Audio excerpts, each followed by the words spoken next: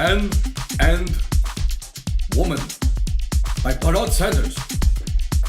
A man goes home and masturbates his typical fantasy. A woman goes on her knees, a woman tied up, a woman abused. A woman enjoys intercourse with her man as she fantasizes being raped by 3 men simultaneously. The man and woman get dressed up on Sunday and go to church, or maybe their revolutionary political meeting. Have you ever looked at the Stag, Man, Hero, or Tough magazines on the shelf of your local bookstore? Do you know why the newspapers with the articles like Girl 12 raped by 14 men sell so well? To what in us are they so appealing? Women, for their own preservation, are trying to pull themselves together, and it's necessary for all of humanity that they do so. Slavishness on one hand breeds pigness on the other hand. Pigness on one hand breeds slavishness on the other hand. Men and women both are losers. Women adapt themselves to fill the need of men, and men adapt themselves to fill the need of women. In the beginning, there were strong men who killed the animals and brought home the food. The roles remain, waiting to be shaken off. There are no human oppressors. Oppressors have lost their humanity. On one hand, slavishness. On the other hand, pigness. 6 of one, half dozen of the other. Who wins? Many women seem to be walking a tightrope now. Their qualities of love, openness, and gentleness were too deeply enmeshed with the qualities of dependency, subservience, and masochism. How do you love without being dependent? How do you be gentle without being subservient?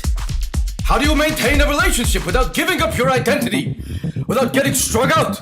How do you reach out and give your heart to your lover, but maintain the soul which is you? And men are in pain too. They are thinking, wondering, what is it they want from a woman? Are they at fault? Are they perpetuating? Are they perpetrating this man-woman situation? Are they oppressors? The man is bitter. You lied to me, he said, and she did. You said that you loved me, that you wanted me, that you needed me. Those were your words, and they are. But in reality, he said, if you ever loved me, or wanted me, or needed me, all of which I'm not certain were ever true, you also hated me. You hated me. Just as you have hated every man in your entire life. But you didn't have the guts to tell me that.